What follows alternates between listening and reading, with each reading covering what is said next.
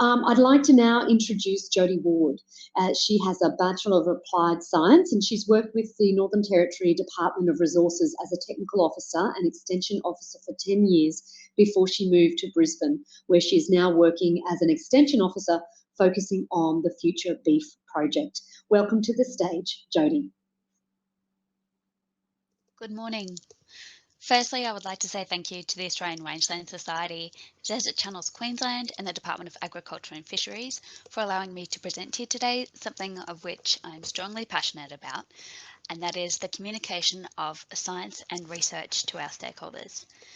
Future Beef is an online extension project that is a collaboration between the Department of Agriculture and Fisheries, the Western Australian Department of Primary Industries and Regional Development, the Northern Territory Department of Industry, Tourism and Trade, and Meat and Livestock Australia.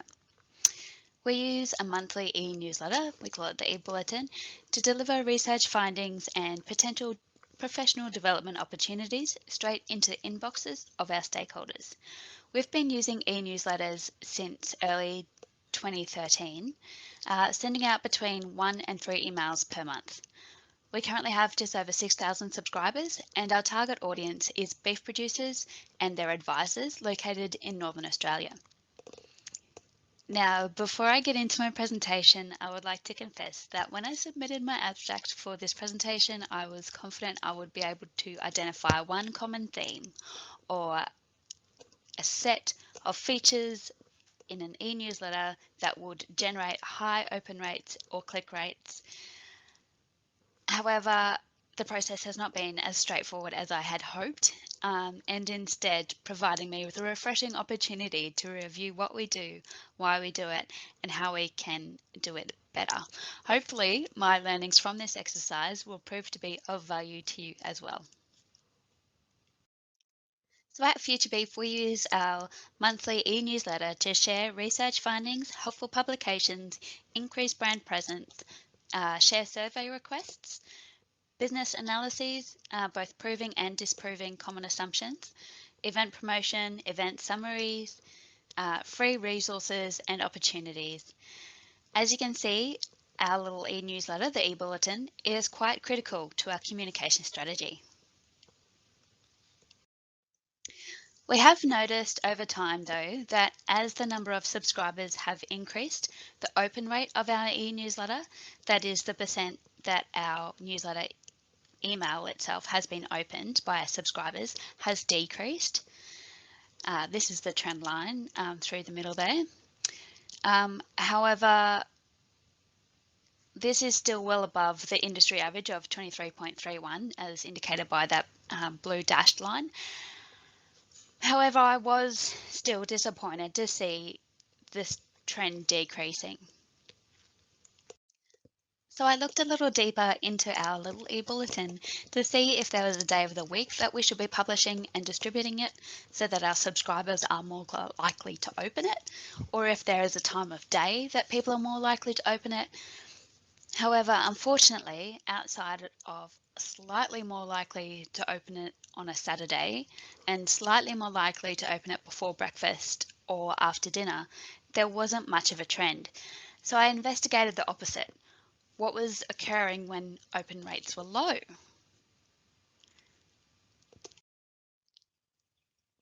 Unfortunately, it's school holidays, so Easter, mid-year, September and Christmas.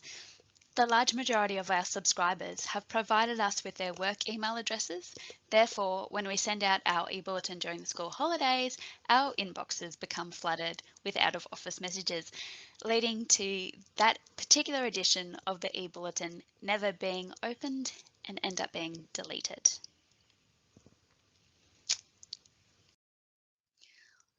However, I wasn't just satisfied with this. I went to research a little bit further, and what I found was that it's not a level playing field, people. The success of your email landing in the inbox of the person who has subscribed, the person who has actually asked to be provided with your promotional material, depends on the email scheduling platform that you are using.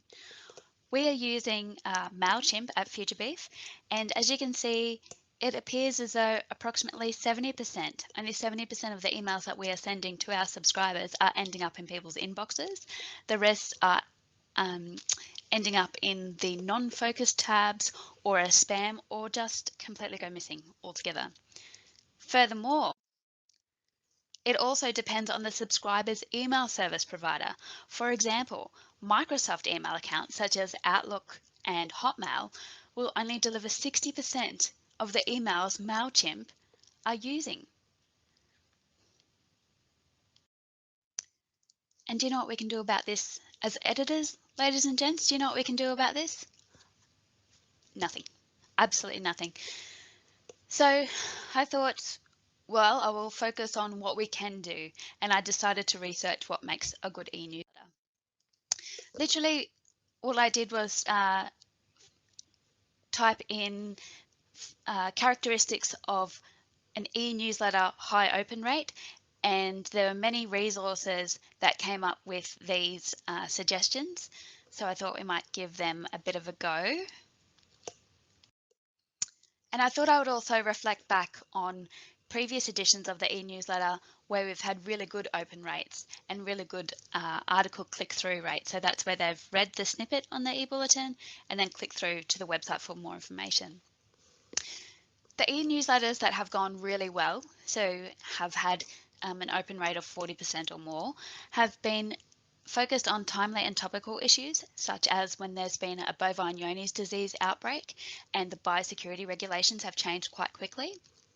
The e-bulletin has been able to provide a source of truth, a single source of truth for information for people so that they knew what it was that they were allowed to do on that day and moving forward, and how they needed to set up their business to maintain accessibility to markets. Another example is when the animal welfare standards changed, and that's when people were wondering if they needed to change their business practices, their day-to-day management practices, or if what they were doing was already at the acceptable standard. And of course, people and places. This is our producer case studies. You would have been told this before.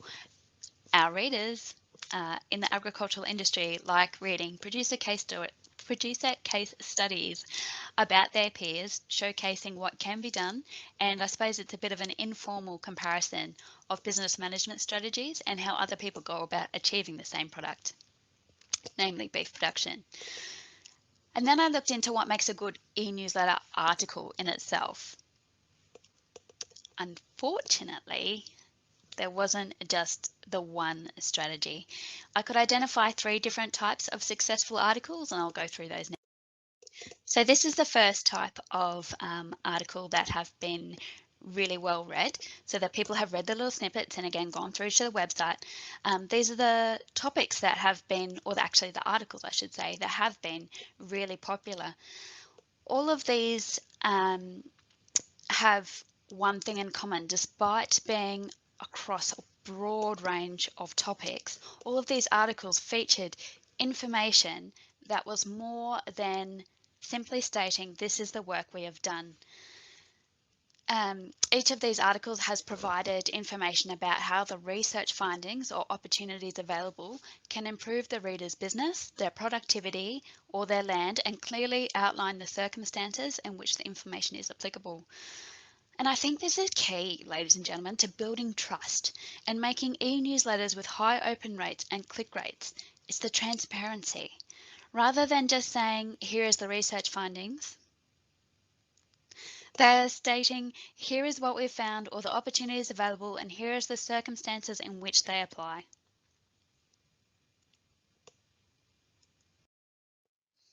The second type of article are summaries that clearly state that they are summaries. Such as 4 tips to and 5 critical actions. And then something that I also noticed that doesn't work, something that falls flat every time, is the good old acronym salad. I'm sure you all know what I'm talking about when I say acronym salad. However, just to be clear, that is when we are using, and when I say we, I suppose I really mean me, have been using the department or the funding body or the organization that is responsible for the work in our tiny little snippet. So I might have 3 or 4 sentences there, maybe only 3 or 4 lines to describe an article, and here I am using it to promote the organisation that's responsible for the work. Now, ladies and gents, I don't know if you are guilty of this too, but it caused me to question myself. Am I wanting to share the wisdom that's been generated by the employees of this organisation or the funding body? Or am I trying to, first and foremost, in the very first part of the information that our readers are seeing, acknowledge who funded it? Wouldn't it make more sense if we shared the wisdom first, got people intrigued, got them to click through to the website, and then introduced them to the people responsible for the work? I think it's more important that we share the wisdom. Anyway, little side thought. And the third type of successful article is what I like to call out of the box. So this particular article that I would like to draw your attention to has been written by Peter Stockwell. She's a DAF Extension Officer in Mackay. And this particular article reads like a mystery novel. It wasn't even smoko time, and already the rights were worried. I absolutely love it. It immediately puts the reader in a setting that they can stimulate themselves, and it also features quotes from the impacted beef producers, the diagnosing veterinarian, with full disclosure of the cost and repercussions of the incident mentioned. If you haven't read it, you really should. Simply go to Future Beef and search for Catching a Killer. Peter has done a great job in making it a really compelling read and a great story. Check it out. So what am I going to do as a result of these findings to try and improve the open rate and click rate of the e-bulletin? I am going to try and refrain from hitting that distribution button as soon as I get approval from the powers that be, as I tend to do every time. I just get so proud of what it is that the team have put together, what each of the state departments have provided and MLA have provided, and I'm proud of every single e-newsletter or e-bulletin that I want to publish it straight away. But as we saw in those graphs and as some of the research findings I've shared with you today, that's not the best strategy, and I should be optimizing our time of delivery. So I will be doing that. Either scheduling them to be distributed in the evening or before breakfast. I'll also segment our audience, and this is something that can be done using the data that you collect from your subscribers. There's a number of YouTube clips on how to go about this.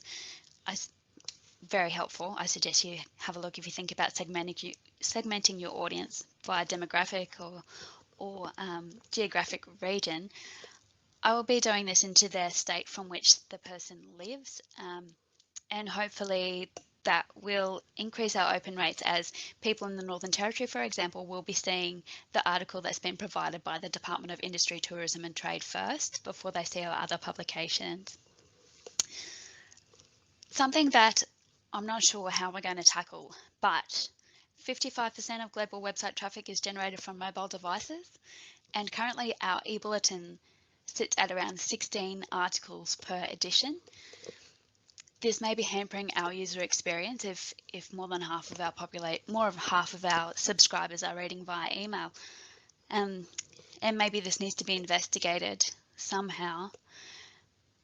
The next thing I'll be doing is trying to be creative with our subject line so that we can get people through to the open rates. We can improve our open rates. We can get them opening the actual email and then reading the articles. I'm going to cut down our snippet length, and of course I'm going to cut out the acronym salad and share the learnings that I've come across with article authors. So what am I going to be doing to improve the e-bulletin? And hopefully you might be finding these helpful as well. I'm going to do my best to make sure that we feature topical information in a timely manner. I'm going to try and keep it succinct in the interest of the user experience, particularly those on mobile devices. I'm going to make sure that we feature more prominently producer case studies. And of course, I'm going to maintain that high level of transparency, because I think that if our subscribers are confident in the information that we're sharing with them, that's going to increase our level of trust. It's going to increase the level of trust between the subscribers, our readers, and our organisations. So that's what we are going to be working on for the e-bulletin to increase our click rates and open rates. Now, ladies and gents, I have shared with you information from a number of sources. As you can see, that's just some of them. However, there are quite a few more I have on file as well. These are just the ones I've referenced most commonly. If you would like these sent to you, please just flick me an email, jody.ward@daf.qld.gov.au, and I'd be more than happy to share them with you. Thank you for this opportunity.